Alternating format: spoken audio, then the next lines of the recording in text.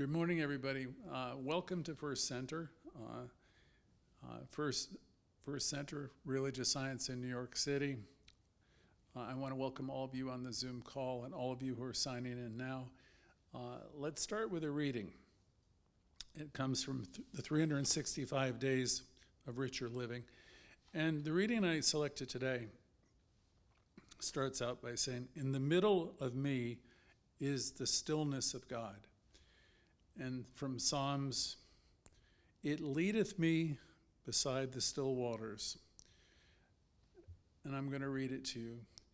"I am poised and established in the universe's perfect peace. No longer can the world confuse me, for now I am secure in truth. This day I dedicate myself to peace, order, and harmony. I have faith that the action of God in my mind is one of peace. I truly know the still waters that are deep within me, and I am refreshed as I draw from them. In the middle or the midst of me is the stillness of this presence, where all ideas await my acceptance, calmly and quietly. I take from this inner spirit of good Source's healing peace. I bring this into my body, and it flows to me as I accept it. And as I accept it, I am healed. And I feel this inner peace, not only in my body, but it's flowing through my mind.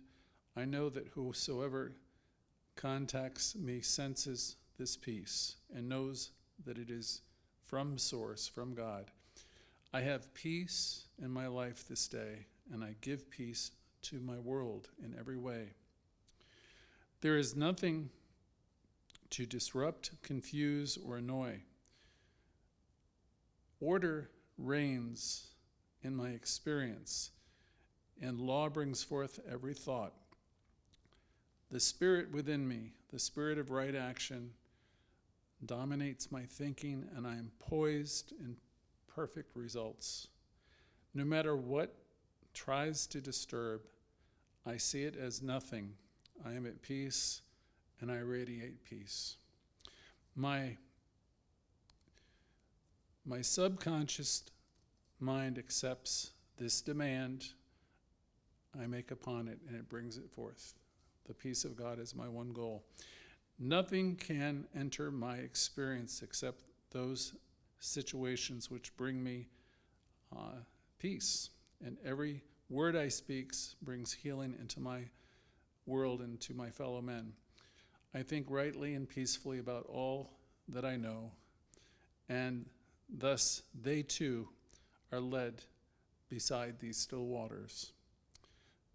From my thought, and because my thought enriches their lives with peace, peace being an action of spirit, an action of God, and this God that we know is omnipotent in the world, in my world today, and everywhere present. And so it is. So, in the midst of me is peace, and you can all say that to yourselves. It ties into today's talk pretty well, because today's talk has alternately been called Getting Out of Tough Situations or Getting Out of Hell. It's one that I've worked with here and there throughout the years. It's helpful to people usually. We say often we are in the perfect place at the perfect time. And we also say we're at the perfect place at the perfect time and all the time. So if things are not to our liking, if we're in some kind of hellish place that we want to get out of, then we need to dig deeper within ourselves and release the need to be there. And if you're in a tough spot, you want to release the need for this experience and claim something else, right? And here's the thing to understand when we're in situations, it's really not about other people and external situations, though that's our first thought, is to think it's about other people and situations. Most people have a need to blame or to explain away how they got to where they are in life without taking very much responsibility. The first thing to understand in this teaching is there's nobody to blame. There's a lot of people to love, most of all yourself. Life is, though, a series of choices. From the instant we wake up in the morning until we nod off to sleep at night, we make countless decisions about the things we eat, decisions about the words we speak, decisions about the way we choose to direct our thoughts. A philosopher, Seneca, said, if one does not know which port one is sailing toward, there's no wind that will ever be favorable. So establishing, some type of goals are important for all of us. If you're not using your executive power that Ernest Holmes spoke of, you most likely are being tossed about. We spoke about that recently in a class that I presented. We're being tossed about on the surface of life if we're not engaging and using our executive ability to decide. You remember Raymond Charles Barker's famous book, The Power of Decision. Well, we really want to get to a point where we have goals and we can make decisions, or we're going to be tossed about, as Seneca was talking about, and no wind would be favorable. Many of us who are in this teaching who really attempt to practice it are what we call truth students. And if you're one of these, or you aspire to be, then you're really about connection. Connection means something to you. If we say this person's about connection, what that means is they're coming from a place where they know they're one with God, and this is their reality, and their life reflects that. So if you hear me in a group say, are you coming from connection? That means, are you coming from a place of self-awareness? Where you really know that you're one with the one. If you're coming out of a story where you feel it's you against someone or the world or whatever else, that's a story, and that's not coming from connection. It's the opposite. So truth students want to center themselves in this reality, this ultimate reality that we're all one in this experience together. And many of you on this call have experienced a lot of transformation, or you wouldn't be even interested in the call. Some of you are just beginning to learn about the things we're talking about. So what we do, those of us who are around a while, and we invite you to do if you're new, is to begin to practice the teaching, practice living what's called the affirmative life, and learn how to do affirmative prayer. As you learn to live affirmatively, you'll start to see results. Many of you already are experiencing results that are a byproduct of living life this way. It was best said to me many years ago by the New Thought teacher, Edwina Gaines.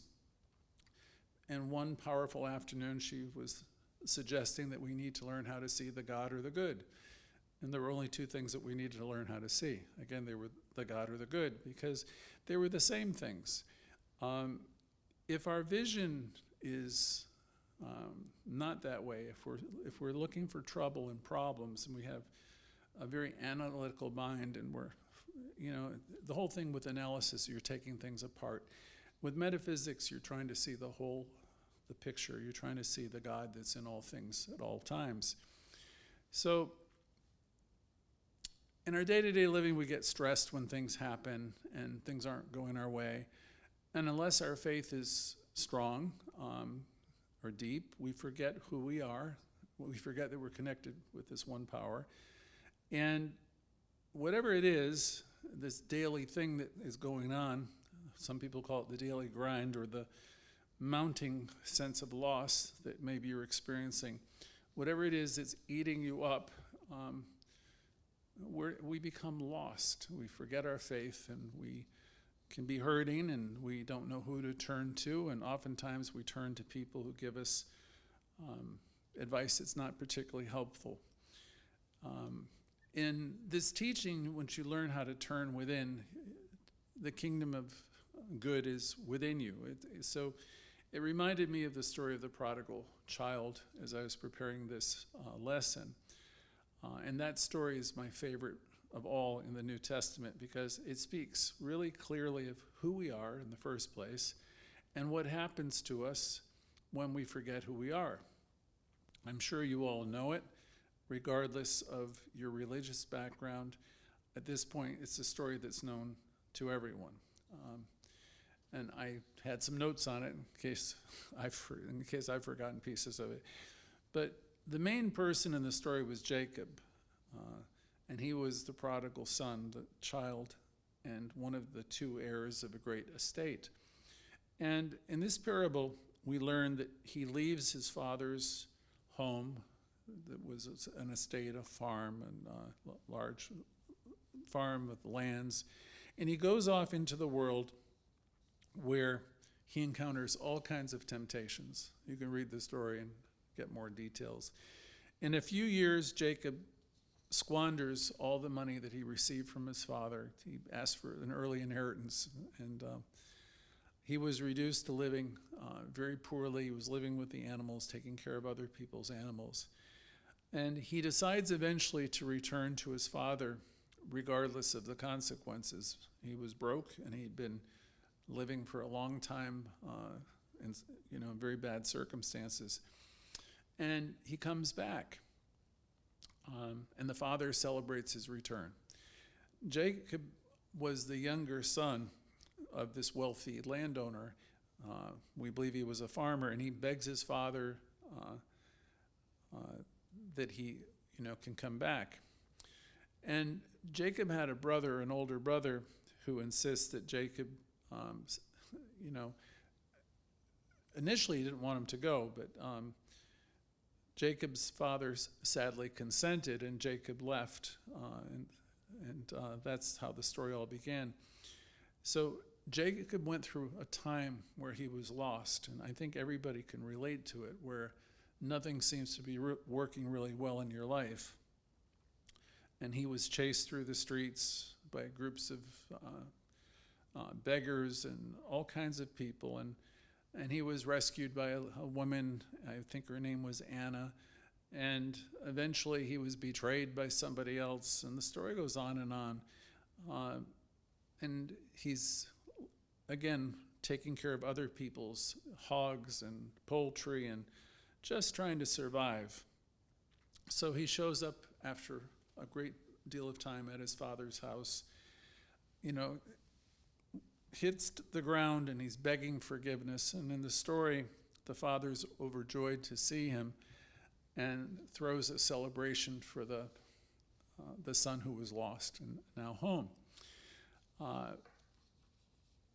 Jacob, like every one of us, had to go through much to gain wisdom. And that reminds me of my life and some of my friends' lives, and probably there's something within you too, where you've been through tough relationships, you've had health challenges, you've been through it in some way, shape, or form, and you've acquired great wisdom. So Jacob is a character that's most relate to. He was lost for sure, and he had found his way back. And then the other son and his father, go back into their home to celebrate Jacob's return eventually. So we all live out a version of this story over and over again. So I would say, I'm lost, I'm in the weeds. Have you ever used that expression? You've forgotten. You've forgotten that you are heir to the kingdom. You've forgotten that you are a point of power in the mind of God. You've forgotten that you are an individualization of God. You have forgotten who you are. And you're living out this smaller identity in your own life because you've never really awakened to the fact that you're heir to the kingdom, that you're made in the image and likeness of the King. And, so you have this tremendous gift, and most of the world doesn't operate from that place of connection. Most of the world operates from a place of a disconnect, where they feel the world is against them, and it's a dog-eat-dog world, and they have this whole thing about separation going on, which is the exact opposite of what we teach in a New Thought Center. So even if you're in the teaching, Louise Hay would say, remembering and forgetting, it's the game that we play. When we're in a place of remembrance of who we are, that we're spiritual beings and our worth is established, and we understand that everyone else are spiritual beings and their worth is established too, then we're operating in a different plane. We're in a different place. We don't lose our compass. We understand that we're all evolving, right? We're not competitive with our brothers and sisters because we know wherever they are, they're evolving in their own way, and in such a perfect way that we really wouldn't want to get in the way of it. Like Jacob, from time to time, we have all made painful choices that have brought us to painful places. And when this happens, we pay a price always because we're giving up happiness and peace that might have otherwise been there. Some people live their entire lives in fear and worry. And people don't realize that this power, this divinity, this creativity, this gift, this God, people don't realize that it's in them, alive within them, and it responds to them. They don't realize that this power responds to us 24 hours a day. So that's the best kept secret of all time, which we talk about every week. It's not a secret for us, but it's a secret for the world. This power for good that's in us, operating through us, that responds to us. So when you're in this teaching, first of all, you're very fortunate. And the thing that's really unbelievable is we take it for granted. I mean, like here, you've been given the keys to the kingdom. You know that you can hitch your wagon to different stars. You can create goals, and you can step into different worlds of experience and of joy and freedom. And yet we get caught off. We get snagged into these other places where we're making our life about other people and we're about what they're saying and doing, and we're finding ourselves talking about them and vice versa. And, you know, when we're doing that, it's really too bad because you were here to step it up and to live from a higher place. So I want to say for everybody's here today, congratulations, because that means whatever got you here, there's something within you that's wooing you, attempting to get your attention, suggesting to you that there's more for you. Are you longing for more? Is a question from a song that I'm fond of. And, you know, there's definitely the ability for you to experience more, greater depth, more happiness, greater health.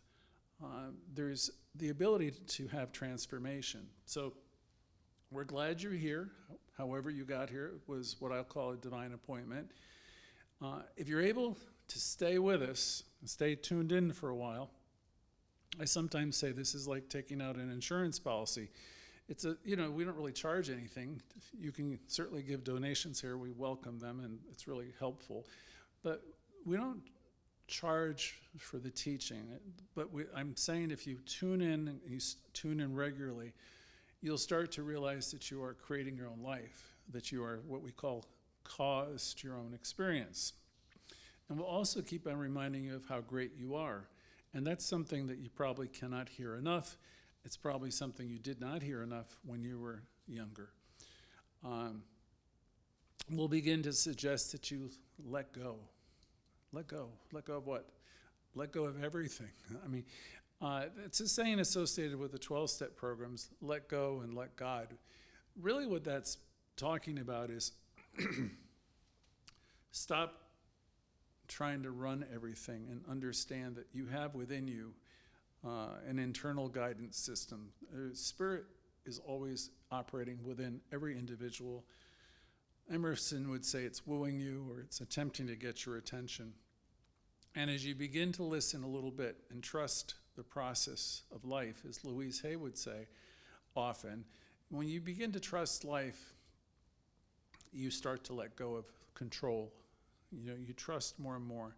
So today I ask you to pause and take stock, right, or an inventory, reflect a little bit on where you think you are, a little self-assessment Socrates was saying, to thine own self be true, and know yourself. So you take a pause. We've called it the pause that refreshes, but whatever you need to do is slow down and calm down and start to think about your thinking. Is my thinking uplifting? Is it positive? Every Thursday I ask the question, what's it like being you? I'm really only asking, what's the tendency of your thought been like lately? So take a pause, a moment to take stock, a little bit of time to reflect. And because in the science of mind, Ernest Holmes would say, you're the author of your own experience. You can direct this energy. This power that is within you is responding to you 24 hours a day. So if you look to your life and you don't like what you see, that's great information, because it doesn't mean you're bad or you're good or bad. It just simply means your life is reflecting your predominant thinking. So we want to take that pause so we can redirect our thoughts and our thinking.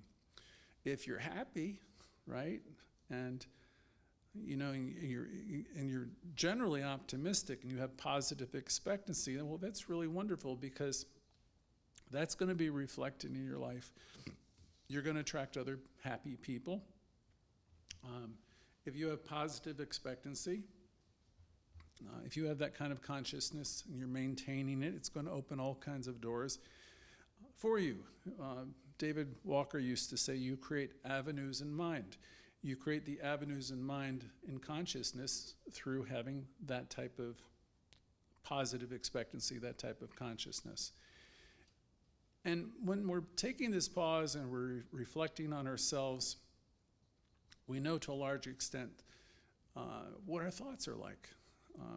See, we can all dress up, sound good, look good, but then inside, if we're seething and we have anger and we have resentments and we're not forgiving people and we're all caught up in what people are doing and who's right and who's wrong, then the only thing I can say is there's much to do.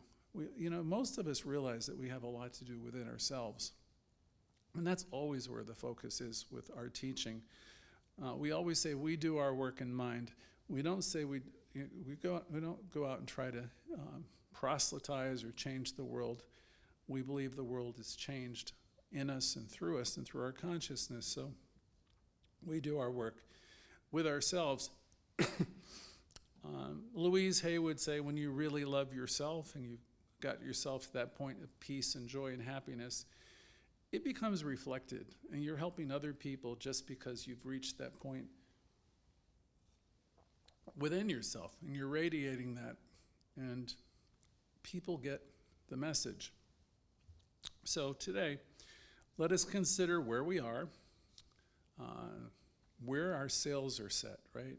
So, and who you want to see yourself evolve to be. So that involves a little bit of imagination, creative visualization, a little self-assessment, and then ask yourself, where do I want to see myself going?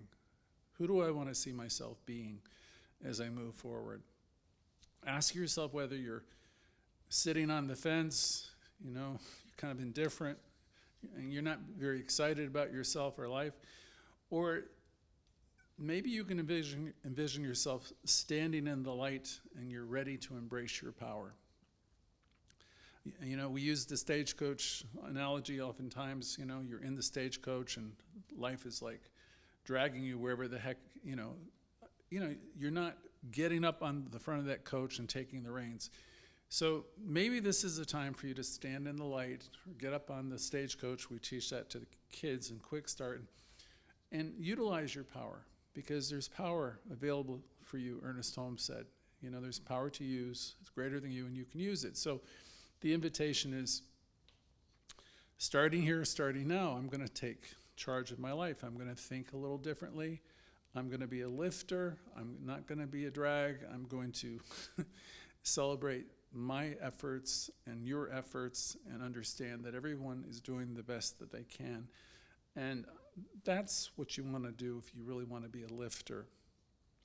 Seneca said, if one does not know which part, If one does not know which port one is sailing toward, no wind is favorable. So let's establish a goal. Dream a little bit big. Create the goals for yourself, and and then you'll start to see yourself moving towards them. Dr. Holmes said, wishing and hoping things will change don't cause change to happen. It doesn't work that way. We transform the world. If we want to transform the world, we must begin with ourselves. And what is important, more than anything, is getting really clear about our intention of who we have come here to be. See, if you've got a really small opinion of yourself and you think, I don't deserve much, I don't want much, and all the rest, I'd invite you to rethink that, because there's most likely within you and all of us things that we've wanted to do, we've wanted to express, or we wanted to try. And so this is a time for us to really think about where we're going, where we'd like to go. It doesn't have to be anything grand, but there will be things within all of us that we've put off, or we've not tried, or we wish we had tried. And so think about that. Transforming the world, we begin with ourselves and figuring out what's important to us, which might be totally different than anything that is important to anybody else that you know or in your family. So have that time with yourself, take that pause, reason it out, journal. Maybe, these are different ways. You could do it through affirmative prayer. You could do it through prayer partnering, but a little bit of time to pause and reflect.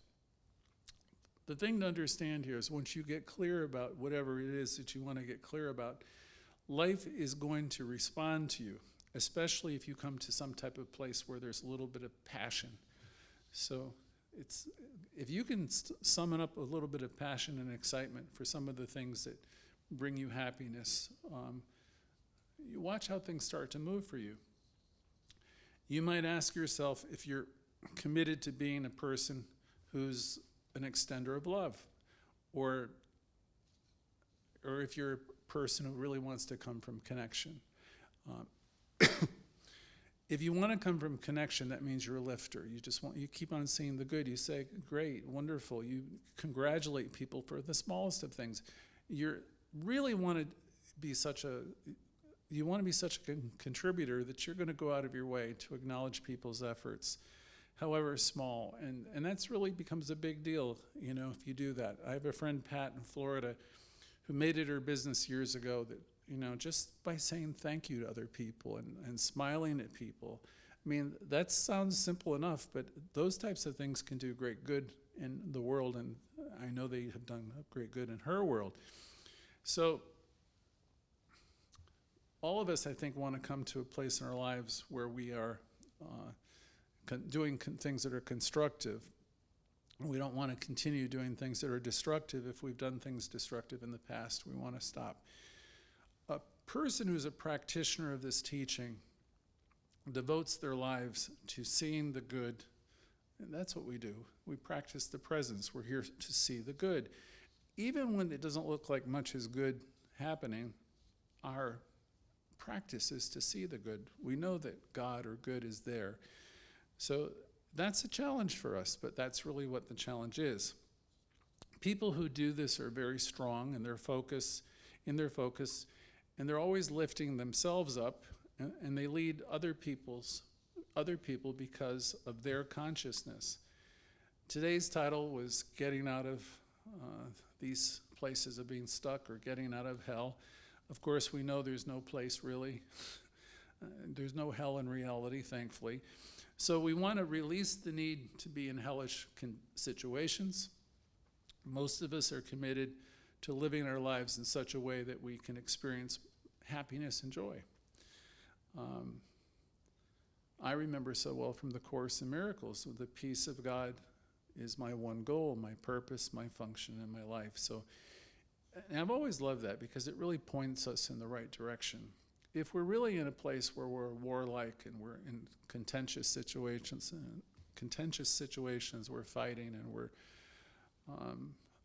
conflicted, we're fearful and all that, none of that is of God. That's all created by ourselves. So we can release the need for any and all of that and go back to the beginning and redirect our thoughts and our thinking.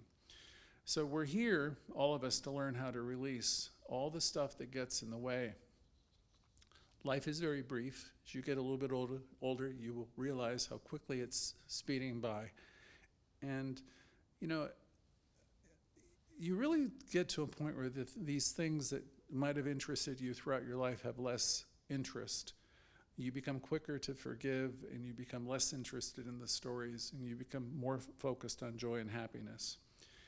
If we find ourselves conflicted in our day-to-day living, or if we're hanging on to resentments, old ideas, or we find ourselves angry, or if we're lacking clarity, or we're judging other people, and we don't really fully know even why we're judging them most often, this kind of situation, this negativity or ambivalence, is mirrored then in our experience. And we find ourselves at whatever age, and we have all this conflict and this hurt and this anger. And, suffering, Dr. Holmes said, is not God ordained. It's what people do when they get involved in all these stories. So we come into this teaching, and we release the need for them. We refocus ourselves on good and God only. Louise Hay oftentimes stated in one of her affirmations, "I love, accept, and approve of myself exactly as I am." And she said, it's time to get excited about you. You have come here to shine and to express joy. So as you reflect on yourself this week, are you shining? Are you reflecting and expressing joy? Back to Socrates, the unexamined life is not worth living. I know people, I'm sure you do too, that are living their lives acting and reacting, and they don't seem to question whatever way the wind is blowing. They're just reacting to everything. They don't have a lot of insight why difficult things or negative things are happening in their life. They don't get that, they really don't understand that it has anything to do with themselves, because to a large extent their whole focus is on what the world is doing, what's on the news, what other people are doing to them. So that kind of living it's unfortunate, but it's the way I would say most of the world lives. It doesn't have to be your world. You can pause, you can realize that I am cause to my own experience, and while I might have drawn some of these circumstances to me by means of consciousness, I am greater than the experience that I have been having, and I can heal my life. That's Louise Hay's book, You Can Heal Your Life. You can. It's done in consciousness. So you start by loving yourself, forgiving yourself, and then you extend that, of course, to everyone else. So let our focus not be on other people and what they're doing and what they're saying. Let us realize that we have the power within ourselves. We can release the need to react to what other people are saying and doing. All these people have power within them, right? Power at their disposal. But unlike you, they don't realize it. They don't realize they have power at their disposal. Nor do they realize that they're using power destructively. Anybody who's around this teaching for a while will realize that, okay, I can do this another way. I don't have to use my power destructively. I can think new thoughts, I can be in new moments, and I can decide again. Yesterday truly ended last night, and I can start my day over today. Today can be the beginning of a whole new experience. And if I've lost my way today, like the lost or the prodigal child, I can turn to the Father within, and I will be restored. So we need to keep on remembering who we are, that we're one with this divine energy, this Father within, this parent energy. And if you don't like any of the Father or the whatever you want to call it, language it the way it works for you. But you're definitely a part of the power.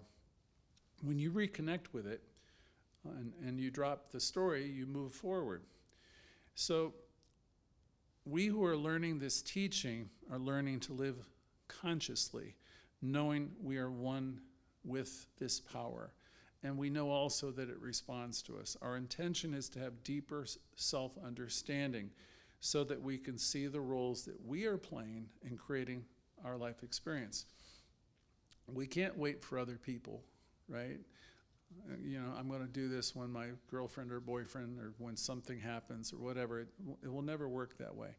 It's always going to be our responsibility to move things forward. If you're the person who can forgive, for example, start it. If you're the person who has the consciousness to connect, be that person. If you're waiting for other people to come and rescue you, save you, or help you, or whatever, you'll be waiting a long, long, long time. So there's nobody, sadly, in this teaching that saves you. The person who saves you is you. This is about self-healing, right? I love, accept, and approve of myself exactly as I am.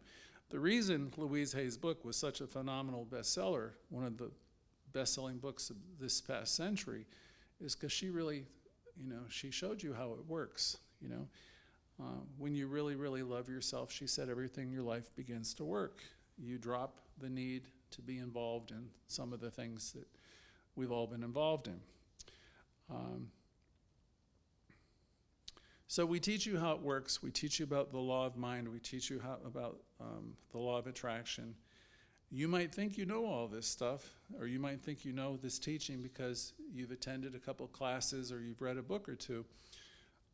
More than likely, you have done some of it. You've scratched the surface and you've made a beginning, and that's, of course, very good. And you're here, which is really great.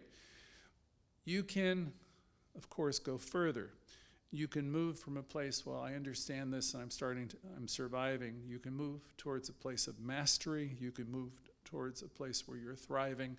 You can move into a consciousness where nothing and no one is against you because you understand that you live in a world where the whole world is operating in divine order and people are unfolding in their own consciousness. And so you begin to appreciate life and celebrate life and understand that it's a gift and that you have power within you that you can use. I mentioned before you have an internal guidance system. The only thing I can add to that is begin to listen to it.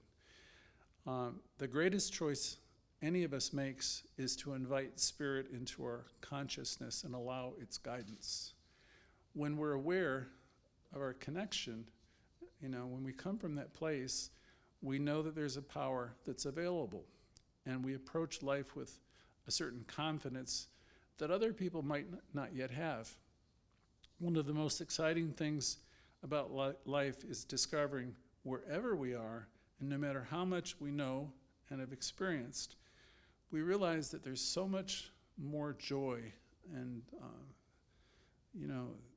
there's more joy for us to experience. There will always be more delight, and where we can live increasingly in awe and delight and surprise, because every time you turn a corner, it's there if your minds are open to see the loving hearts. You can see love in everything if you have that kind of consciousness. So there's always more to experience and discover about yourself and your relationship with life. I was told years ago that truth students are lifelong learners, and the more we know, the more we realize we want to know more, we want to experience more. We're excited about getting up every day and seeing the exciting things that we're able to see, because life is unfolding around us and through us. Every single one of us are individualizations of this divine essence. And so we want to love ourselves, and we really want to be able to say namaste and appreciate the goodness and the beauty that are in other people, and drop any of the stories that are telling us anything otherwise. So I can leave you with only a few things. Please consider releasing the need to judge anyone. Please release the need to judge yourself. For wherever you are and wherever other people are, we're living in an eternal now, and all of us are unfolding. And wherever the point of, in this moment, this new moment is where the power is. Life is unfolding always in perfection, in you and through you and all around you. So I don't want to have anything negative to say about myself or others as we awaken to the idea that we are one with this power and it's unfolding perfectly in all of us all the time. As we learn to deepen our faith and trust in this process, its secrets become known and they will be revealed to you. If you are approaching life with clenched fists or a clenched mind and a need to punish or a need to be right, you're going to miss out on some of the greatest joys of life. Or you'll be delaying the good and the wonder that's always available for you each and every day. You are the person that must set the sail, though. You're the person who must make the decision. Spirit, when you're ready, will be there for you and offer you guidance always. So, in truth, there's really nothing outside of you. And the journey that you're taking here is always going to be an inner journey. A journey where you will encounter healing opportunities of every kind every day that you're here. Whatever is there in your world of experience, it's there for you. It's not there to hurt you. Whatever you're going through, you're more than the experience. Even if it's a tough thing, you are more than it. And you're going to experience growth and everything that we walk through brings us to a higher place of understanding. And lastly, have you ever noticed that certain patterns keep happening to you? Well, that's because there's a lesson there that needs to be learned. Usually it's a pattern of thought that keeps coming round and round until you've learned what you need to learn, and then it won't be there anymore. You might have other things to learn, but that's how that works. If your heart's desire, for example, is to change, if that's really your intention to grow, evolve, and change, if that's the case, and you're now willing to take the responsibility for your life, things will start to change quickly, radically, and for the good always. I know life responds to me just as much as I know it responds to everyone here. What I'm hoping everyone here today begins the process of loving yourselves more. Realize that your conversations are creative. Start paying attention to your inner dialogue and just gently be your best friend and start doing a little self-correcting when it goes towards something that's not life-giving, or you notice you're speaking ill of others or yourself.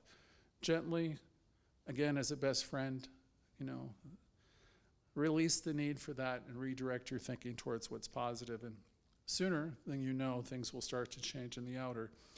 If you awaken to the fact that you yourself are a center of divine activity and you intend to give up the need to complain and give up the need to focus on the problem and what's wrong with others, and put the focus in the center right in yourself and know that love holds no grievances. And that say to yourself, I am a center of God activity, and I can direct my thinking towards the truth. If you're going to do this, like the prodigal child, you will be returning into the consciousness of love, returning to the Father, and where you have your power, where you're centered in spiritual activity, and you will heal your life and you will go forward. Don't hold on to anything. Find the way to get out of the hellish situations and release it so you can be free. So that's it for this morning.